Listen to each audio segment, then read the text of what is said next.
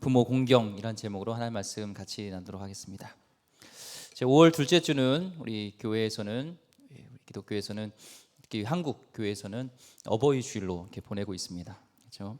유래를 보면은 이 어버이날은 미국의 1903년 이 동부 지방의 이 아름다운 도시 필라델피아라는 곳에 한 조그만 마을에 한 교사를 하면서 한 딸을 둔 어머니가 있었습니다. 그 딸 이름은 안나였고 그 딸과 이렇게 지내다가 나이가 들어서 이제 어머니가 먼저 세상을 떠나시고 혼자 안나라는 딸이 남았습니다. 그래서 어머니 기일이 되면 어머니를 기리면서 또 어머니를 생각하면서 어머니를 추억하면서 어르신들에게 이렇게 하얀색 카네이션을 가슴에 달아줬던 것이 이제 전통이 되었고요. 이것이 번져가면서 미국의 1914년 마더스데이 어머니날, 또 어버이날, 어머니날, 또 아버지날 이렇게 정하게 되었고요. 우리나라도 1956년도에 이것이 수입되어서 5월 8일을 어머니날로 원래 정했었고 또 올 한 달 중에 아버지날이 있었습니다. 근데 이제 1974년도에 통합이 되어서 어버이날로 해서 5월 8일 이렇게 국가 휴일로 지키게 됐고요. 오늘 5월 8일 날 이렇게 오늘처럼 어버이날이 되었습니다. 그리고 교회는 5월 둘째 주일을 어버이 주일로 이렇게 지내고 있습니다. 오늘은 어버이 주일입니다. 영국 문화원에서 개원 70주년 기념으로 이 설문조사를 했습니다. 영어를 쓰지 않는 102개국에서 4만 명의 사람들에게 당신들이 생각하는 영어 단어 중에서 가장 아름다운 단어는 뭘까 해서 1등서부터 순위를 쭉 정했습니다. 1위가 뭐였냐면은 어머니란 단어, mother였습니다. 어머니. 그럼 2등은 뭐였을까요? father였으면 얼마나 좋았을까요? 패션, 열정이었습니다. 3등은 father였으면 얼마나 좋았을까요?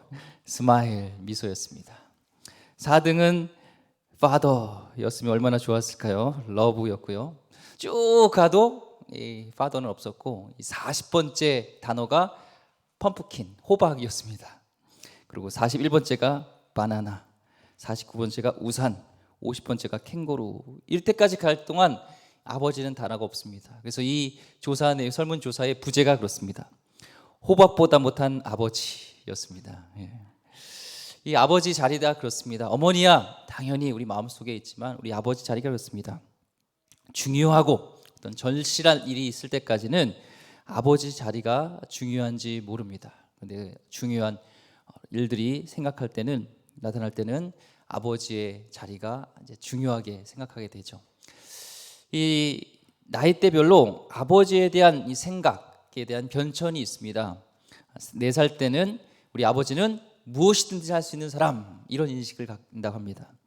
7살이 되면 우리 아빠는 정말 아는 것이 많은, 세상에서 모든 것을 다 알고 있는 것이 우리 아빠처럼 생각합니다. 근데 그러면서 우리 아빠 이제 학교에 들어가면서 우리 아빠와 우리 선생님 중에서 누가 더 높을까라는 그 높낮이를 생각하게 되고요. 그다음에 초등학교 졸업할 때쯤 12살이 되면은 아빠도 모르는 것이 참 많다라는 것을 이제 좀 알게 됩니다. 중학교에 들어가면서는 우리 아버지는 우리랑 이 세대 차이가 난다라는 생각을 하게 되고요.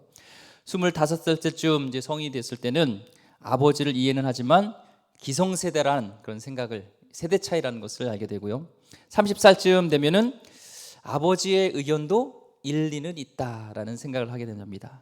40살이 되면은 여보, 우리 이 일을 결정함에 있어서 우리 아버지의 의견도 한번 들어보자는 그런 생각을 하게 된다고 하고, 50살이 넘어가면은 우리 아버지는 참 훌륭한 분이었구나라는 것을 깨닫게 된다고 합니다. 그리고 60살이 넘으면 우리 아버지가 살아계셨다면 이런 상황에서 어떤 말씀하셨을까 하면서 조언을 듣고 싶은 그런 마음이 바로 이런 60대의 생각이 난다고 합니다. 우리 아버지는요, 그런 설문조사에서 순위 밖에 있었지만 돌아가신 후에 보고 싶어지는 분이라는 생각을 많은 분들이 합니다. 아버지는 또한 강한 것 같지만 가정에서는 어른 척하고 가장이기 때문에 센 척하지만 친한 친구나 맘 통하는 사람을 만나면 웃기도 하고 꺼역꺼역 울기도 하는 그런 천진난만한 소년과 같은 분이 또한 우리 아버지라는 사실을 우리는 알아야 됩니다. 오늘 교수님이 수업 시간에 학생들에게 부모에 대한 글쓰기를 과제를 내줬습니다. 그런데 보통 학생들은 부모란 고마운 분, 은혜를 갚아야 될 분, 그런 얘기를 했는데 한 여학생은요 내용이 달랐습니다. 나는 우리 어머니를, 우리 부모님을 참 존경하고 사랑합니다. 그러나 우리 어머니처럼 살지는 않겠습니다. 왜냐하면 외롭고 이 고달픈 그런 인내를 강요하는 그 자리가 바로 어머니 자리, 또 아버지 자리라는 것을 알기 때문에 그렇죠. 이 동물을 연구하는 연구가들이 사람과 다른 것 중에 이 동물은요 부모가 자식을 사랑하는, 목숨을 내걸고 사랑하는 것은 본능적으로 많은 연구 결과가 있습니다. 그런데 이 자식이, 이 동물 자식이 이 부모에게 효도했다라는 것은 오늘날까지, 지금까지 그런 자료도 없고 보고가 없습니다. 성경에서는 그런데 유독 이 십계명을 포함한 성경에서 계속 얘기하는 것이 부모님에 대한 부모에 대한 공경, 부모에 대한 순종을 강조하고 있습니다. 이 바울 서신서들을 보면요 마지막 말세에 나타난 징조로서 가장 뚜렷한 것, 항상 나타나는 것이 보면 부모를 거역하는 표현을 합니다. 부모를 거역한다. 성경의 마지막에 부모를 거역하는 일이 심화될 것이다 라는 것이 마지막 징조입니다. 효는 윤리, 도덕 이런 것을 뛰어넘는 굉장한 중요한 이 구속과 이 하나님과의 관계와 연결되는 것이기 때문에 성경에서는 계속적으로 이 효에 대해서, 부모의 순종에 대해서, 공경에 대해서 말씀하고 있습니다. 오늘 본문을 보면은 이 6장 하면은 부모에 대한 공경에 대한 내용, 또 자녀에 대한 훈계, 이런 관계들이 나와 있습니다. 근데 이 성경책은 원래는 우리가 보면은 몇 장, 에베소서 6장 1절 이런 말씀이 있잖아요. 원래는 이 장절이 없었습니다. 다 한 통으로 있었습니다. 창세기면 창세기, 에베소서는 에베소서, 빌립보서는 빌립보서 한 통이었어요. 읽다 보니까 어려움이 있는 것이죠. 제가 설교를 할 때, 자 여러분 창세기 앞에서 한 3장 정도 한번 보세요. 이렇게 하면은 헷갈리잖아요. 그래서 이 성경을 베껴 쓰는, 필사하는 사람들이 후대에 이것이 어려울 것이다 생각하고 본인들도 힘들어서 이 내용에 대한 것들을 구별으로 장을 만들고 또 내용에 따라서 이 절을 만들어서 이 장절을 만들었는데 어떤 부분들은 이 끊기가 애매한 부분들이 있는 거예요.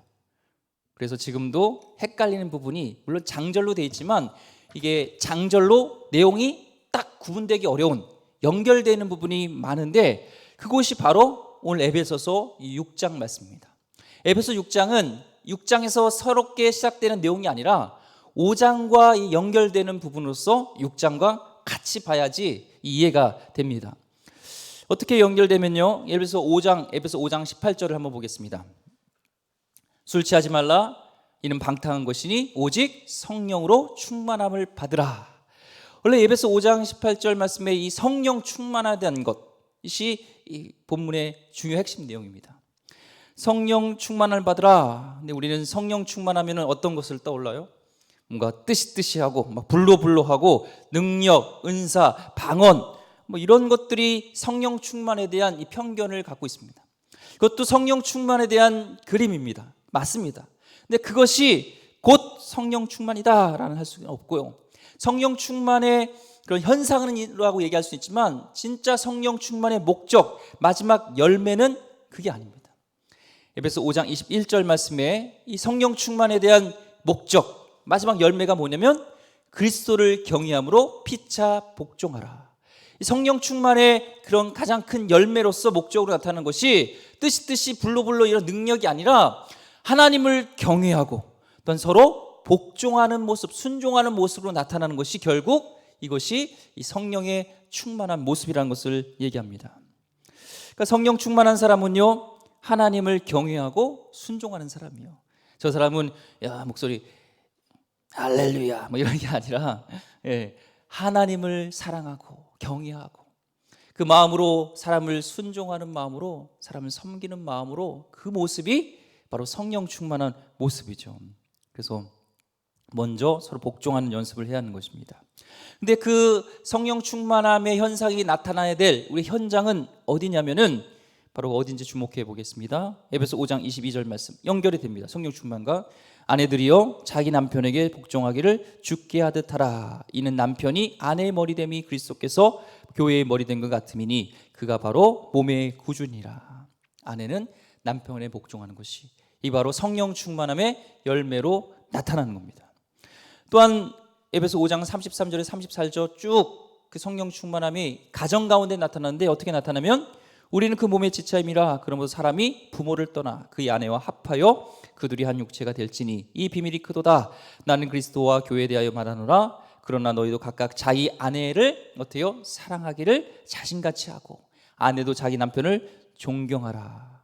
아내 사랑하는 것을 자신과 같이 사랑하고 남편을 존경하는 것, 이것이 성령 충만한 모습입니다.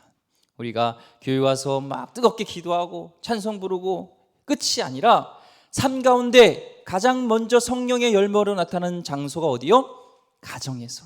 가장 또 하나님께서 맺어주신 부부 관계에서 시작되어야 되고 그 부부 관계 속에서 또한 이루어지는 것이 이제 자녀와 부모의 관계입니다. 그 관계 속에서 성령 충만과 연결해서 오늘 본문인 에베소 6장 1절부터 3절까지를 쭉 봐야 됩니다. 오늘 본문 6장 1절 말씀 보겠습니다. 한번 같이 읽어볼까요? 시작. 자녀들아 주 안에서 너희 부모에게 순종하라. 이것이 오늘이라. 그러니까 에베소 구조를 보면요 5장과 연결돼서 먼저 오직 술 취하지 말고 성령 충만함을 받으라고 합니다. 성령 충만이 뭐예요? 그리스도 교회를 경외하고 서로 순종하고 복종하는 것인데 그 순종의 처음 장소는 어디냐면 가정, 남편과 아내 사이에서 또 자녀와 부모 사이에서 나타나는 것을 얘기하는 겁니다. 한 목사님이 이건 실제 있었던 예화인데요. 이 예화에 대해서 저도 자유롭지는 못합니다. 한 목사님이 강대상에서 천사의 말을 하는데요. 집에만 오면은 애들을 잡고 사모님을 막 나무래고 막 그러는 거예요. 그래서 이 사모님이 참다 우리 강대상 입을 다 짐 싸들고 우리 강대상에서 우리 삽시다 그런 거예요. 왜냐면 강대상에만 오면은 이 천사인데 강대상만 벗어나면 이 사단 악마가 되는 거예요. 교회 와서는 우리 전부 이게 부처님 얼굴처럼 인자한 얼굴로 성령 충만한 모습으로 할렐루야 이런 모습인데 교회 방에 나가면 이상하게 변하는 것, 성령 충만한 모습이 아닙니다. 성령 충만으로 요구되는 첫 번째 공간이 가정이고 부부인 것을 기억하시기 바랍니다. 또한 그 부부 관계 속에서 이 자녀, 자식 관계를 봐야 되는데요. 그래서 진정한 그리스도인은요, 우리 성령 충만의 열매는 삶 가운데 이 가정에서 나타나야 되고 우리 크리스찬이라는 것을 먼저 가족들에게 인정을 받아야 합니다. 그렇지 않으면 우리는 가짜, 진짜가 아닐 수 있습니다. 네, 참 슬프게도 설문조사에서요, 당신이 다시 결혼한다면 지금 배우자와 결혼하겠는가 에서 85%가 골비였냐라고 합니다. 서글픈 이야기입니다. 그런 맥락에서 오늘 본문 말씀을 보면요, 1절 말씀에 자녀들아 주 안에서 너희 부모에게 순종하라. 이것이 오늘이라. 이 성경 말씀은 인류에게 주는 보편적인 가치일까요? 보편적 말씀일까요? 아니면 예수를 믿는 그리스도인에게만 해당되는 말씀일까요? 성경은 보편적 인류에게 주는 말씀이에요.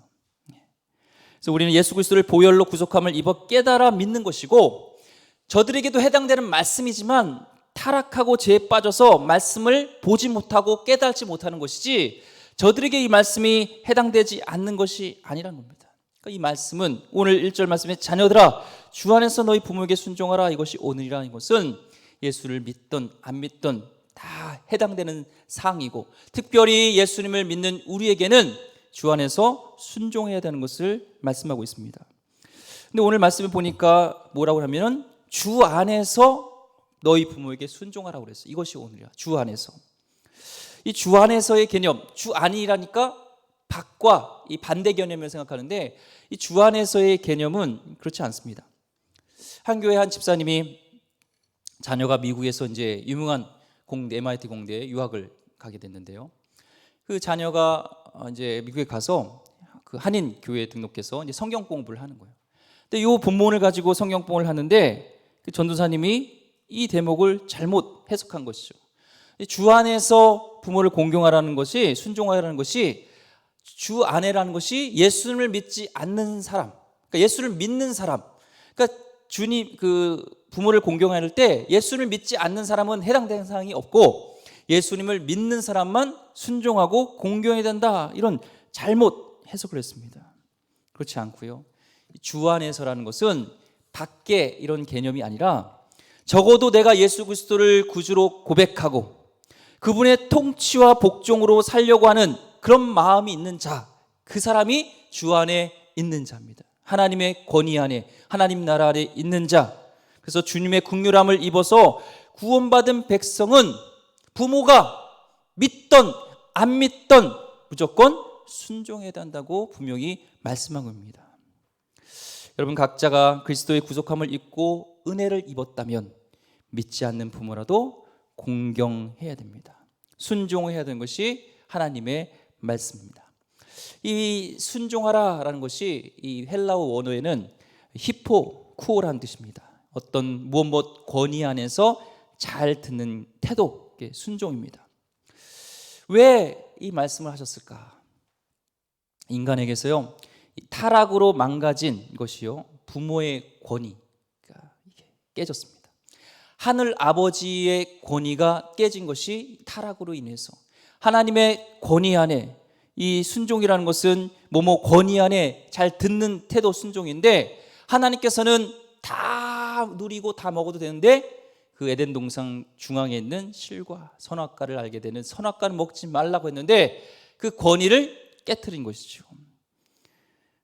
이게 잘 안 됩니다. 그래서 선천적으로의 죄성이 있어서 이제는 어떤 부모 권위 안에, 하나님의 권위에서 벗어난 우리 인간은요, 그 권위에서 있고 싶지 않아요. 특히 우리의 육체의 아버지로 준, 어머니 준 이 순종, 최초로 순종해야 될 부모에게 거역하고 싶은 우리의 본성이 있습니다. 그래서요, 어떤 부모의 권위 안에서 잘 듣는 태도를 가지는 것은 곧 하나님의 말씀을 듣는 태도에 연습하는 통로입니다. 그래서 효의 문제는 단순히 윤리나 어떤 부모를 잘 모셔야 한다는 그 차원, 그것도 중요하지만 그것을 뛰어넘어서 우리 믿는 자들에게는, 구원받은 백성에게는 하나님을 공경하는, 하나님을 순종하는 그 툴이 되는 거예요. 보이지 않는 하나님을 우리가 순종한다. 보이는 부모로서, 권위의 순종으로서, 훈련의 주로서 부모에게 순종하는 것도 하지 못하는데 보이지 않는 하나님을 우리가 공경하고 순종한다? 그것은 어불성설입니다. 말이 되지 않습니다. 먼저 우리의 권위가 회복된, 하나님의 그런 권위를 회복될 그 훈련의 장소로서 최초로 우리가 해야 될 것이 부모의 권위에 순종하는 것입니다. 하나님 대신에 부모를 보내셔서 그 부모를 통해서 우리의 육신의 생명이 나오게 하셨습니다. 그 부모의 권위 밑에 잘 듣는 이 훈련과 연습을 통해서 타락으로 인해서 천성적으로 불순종을 받긴 우리가 처음 창조의 모습으로, 형상으로 회복되는 것입니다. 이게 잘 안 됩니다. 그래서 오늘 말씀에 보니까 부모에게, 자녀들 주 안에서 너희 부모에게 순종하라, 이것이 어떻다고요? 옳으니라. 옳다는 것이 틀리다의 반대로 생각하는데요, 원어와 히브리인들이 생각하는 옳다라는 것은 뭐냐면 하나님께서 우리를 창조하신 처음의 그 모습, 하나님의 그 창조의 그 주신 본성, 그것을 다시 회복하는 것이 옳다는 겁니다.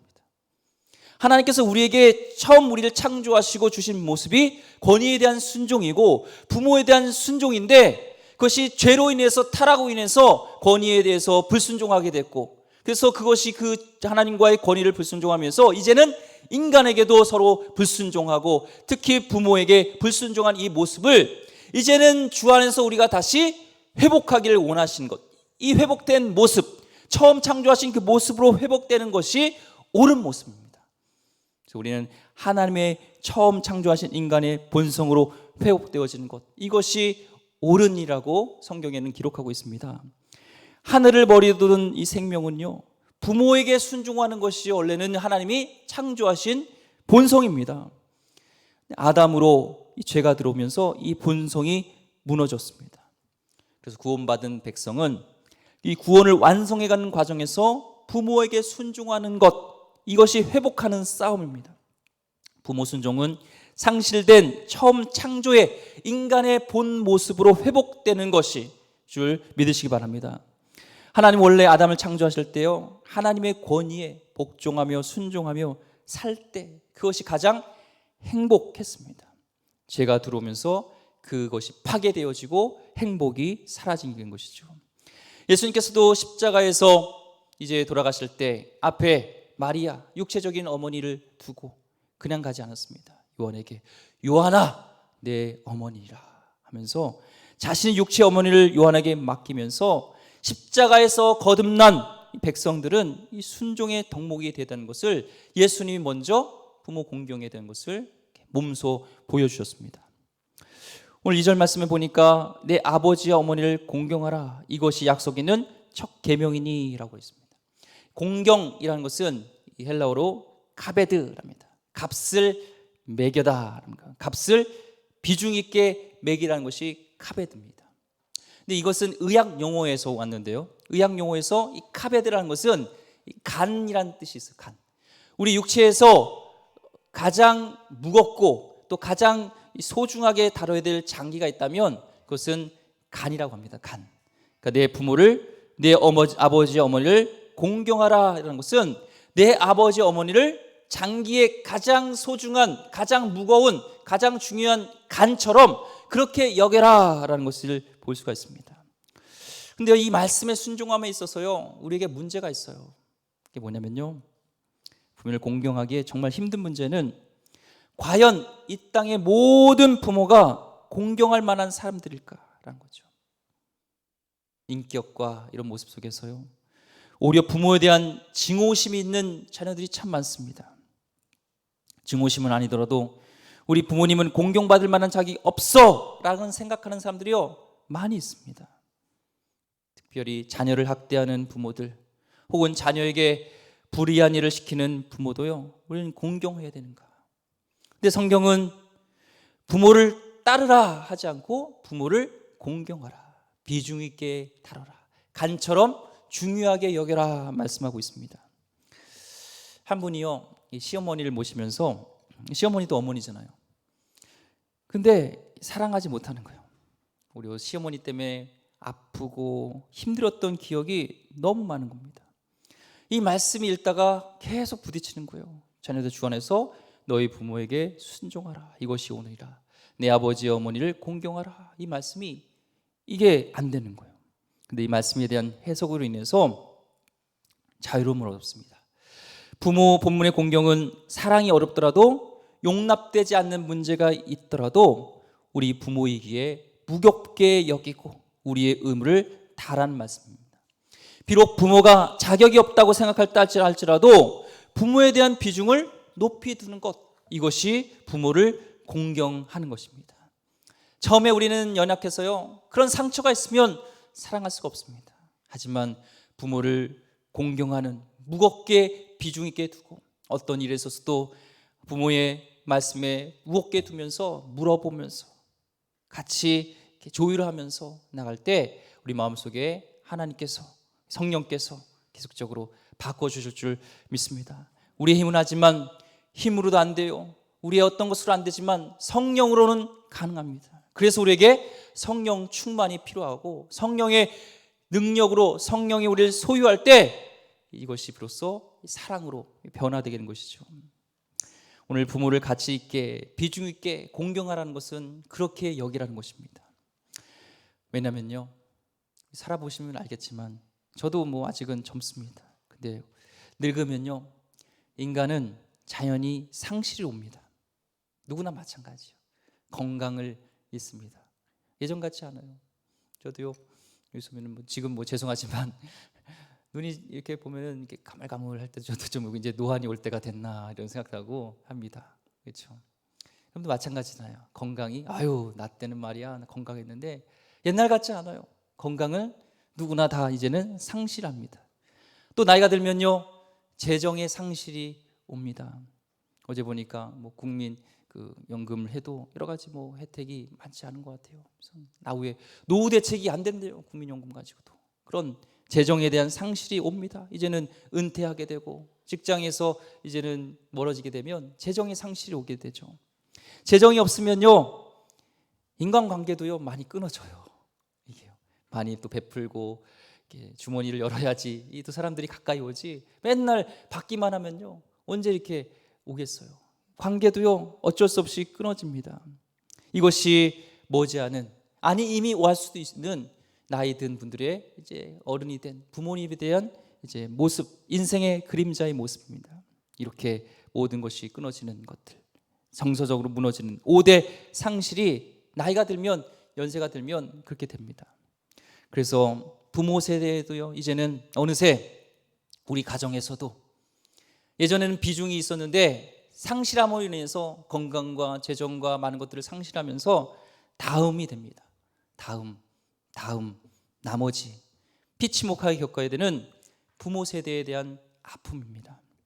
그래서 성경에서는 내 아버지와 어머니, 이제는 연륜이 지나서 많은 것들을 상실하는 그때에 아버지 어머니를 비중 있게 여기라고 말씀하고 있습니다.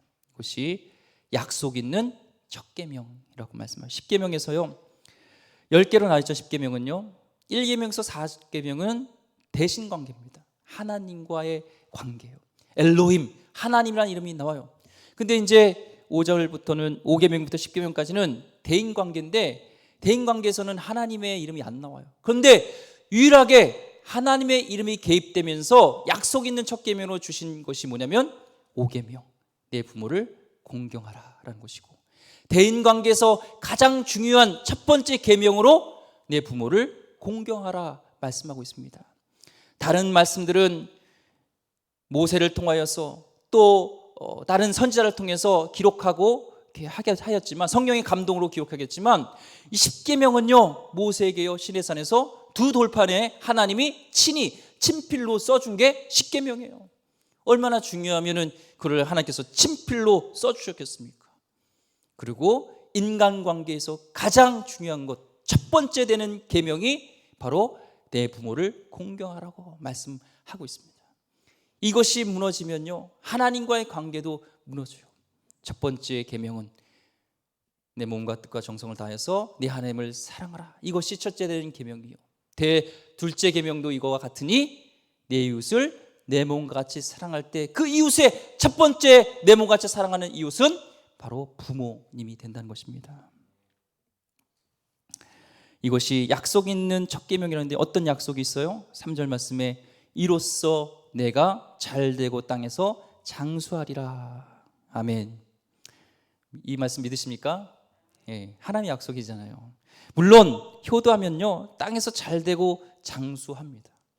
이것도 하나님께서 물리적인 것을 약속하신 거예요. 그런데 영적으로 여기에 더 큰 의미가 있어요. 여호수아에 보면요 가나안 땅이라는 것은 단순한 물리적 공간만이 아니에요. 사실 가나안 땅이요 적과 꿀이 흐르는 땅인 것 같지만 더 척박해요. 그 가나안 땅은 뭘 의미하는 건가? 그리스도 안에 순종하는 땅, 하나님을 왕으로 인정하는 땅, 하나님이 통치하는 땅, 하나님과 관계가 친밀한 관계가 회복된, 너는 나의 백성이고 나는 너의 하나님이 되는 그런 계약 관계가 친밀하게 된, 바로 하나님을 경외하는 관계가 있는 그 땅이 영적인 가나안 땅입니다. 그래서 내 땅에서 잘 된다는 것은 타락한 인간으로 인해서 이 에덴 동산에서 완전 하나님과의 그런 친밀한 관계에서 벗어났던 이 관계가 이제는 하나님과 다시 관계 회복되어져서 에덴 동산에서 하나님과 우리 인간 사이에 거리낌 없이 허물 없이 같이 있었던 그런 좋은 구원의 관계로 있는 것이요 바로 이 관계고, 땅에서 잘 된다는 것은 바로 이 땅에서 하나님의 권위 안에서, 하나님의 그 권세 안에서 하나님과 친밀해지고 하나님을 더 알아가면서 하나님과의 그런 영적 관계가 친밀해진 이런 영적 은혜, 영적 풍성한 축복이 우리에게 약속된 거예요. 왜요? 그 순종의 훈련의 장소로 부모에게 먼저 뒀기 때문에. 이것이 훈련이 잘 되어지면 하나님과의 관계에 있어서 순종이 잘 됩니다. 결국에는 하나님을 경외하는 것은요 순종 훈련이에요. 성경에 잘 보세요. 하나님 나라는요, 순종을 통해서 이루어집니다. 내 뜻과 다를지라도 하나님 뜻이라면 내가 순종하겠습니다. 내가 잘난 것처럼 하는 사람, 그런 자가 아니라 하나님 뜻에 철저히 맞춰줘서 가는 그 사람을 통해서 하나님 나라는 확정된 줄 믿습니다. 필리핀 독재자요, 마르코스. 예전에는 필리핀이 우리나라보다 잘 살았던 적이 있습니다. 그런데요, 이 독재자, 이 커럽션, 영어로요, 잘못된 이런 정치의 그런 타락으로 인해서요, 부패로 인해서 나라가 한순간에 망하는데, 이런 독재자들의 특징을 보면은 부모를 공경하지 않습니다. 땅에서 잘 안 됩니다. 도망갈 때도요, 노모를 모셔가지 않았습니다. 루마니아의 독재자 차우셰스쿠도요, 보호하는 챙기면서 노모는 버려뒀습니다. 도망가다 부하의 총에 맞아 죽었습니다. 자기 목숨이 위급할 때, 도망갈 때 부모님을 챙겼다는 이야기를, 이 땅에서 잘못된 사람들이 그런 이유가 없어요. 그런데요, 성경에서 하나님 마음에 합한 자로서 하나님과 관계가 친밀했던, 내 마음에 합한 자다 했던 그 고백을 했던 자가 누구예요? 다윗입니다. 다윗이요, 우리가 볼 땐 하나님만 경외하고 하나님의 마음에 든 것 같죠? 않았습니다. 그의 모습을 보면 사무엘상 22장 3절에 보면요, 다윗이 이제 도망가는, 사울에서 쫓기는 상황이었습니다. 이스라엘 사람들은요, 이방인은 개돼지 취급 여겨요. 상종하지 않아요. 근데 부모가 좀 쫓기면서 편하게 하기 위해서, 부모가 좀 그 이방 땅에서 편하게 머물기 위해서 이 이방이었던 모압에 가서요, 무릎을 꿇습니다. 다윗이 거기서 모압 비스베로 가서 모압 왕에 이르되, 하나님이 나를 위하여 어떻게 하실지를 내가 알기까지 나의 부모가 나와서 당신들과 함께 있게 하기를 청하나이다 합니다. 짐승처럼 여겼던 이방인까지도 무릎 꿇으며 자기 자존심과 자기 명예와 모든 것이 땅에 곤두박질지라도 부모님이 잘 되길 원했던 다윗의 그 마음, 그것이 하나님이 내 마음에 합한 자가 시작되었던, 정말 하나님과 관계가 회복되었던, 온전하게 됐던 그 시작의 훈련 장소는 바로 부모님의 공경이었습니다. 우리 말씀을 기억하면서 하나님과 친밀한 관계를 유지하면서 이 땅에서 장수하고 또 이 땅에서 잘 되길 원합니다. 그 시작은요, 부모 공경입니다. 오늘 어버이 주를 맞이하여서 오늘 이제 말씀 듣고 끝이다라는 것이 아니라 성령 충만의 현장이 우리 가정에서 시작되기를 원하고, 부모를 공경하지 못했던, 무겁게 여기지 못했던 모습이 있다면, 뒷전으로 미뤘던 것이 있다면, 오늘 전화 먼저 하면서 나의 인생에서 오늘 가장 중요한 것은 부모에게 연락하는 겁니다. 부모를 두는 겁니다. 부모에게 연락하신 겁니다 하면서 부모에게 먼저 연락하시기를 바랍니다. 또한 부모님 먼저 천국에 가셨다면 나는 어른들을 공경하고 또 참된 그런 부모가 될 수 있는 그런 사람 되기를 원하는 마음으로 기도하는 하나님 귀한 백성 되기를 주의 이름으로 축원드립니다. 기도하겠습니다. 하나님, 우리에게 성령 충만을 허락하여 주시길 원합니다.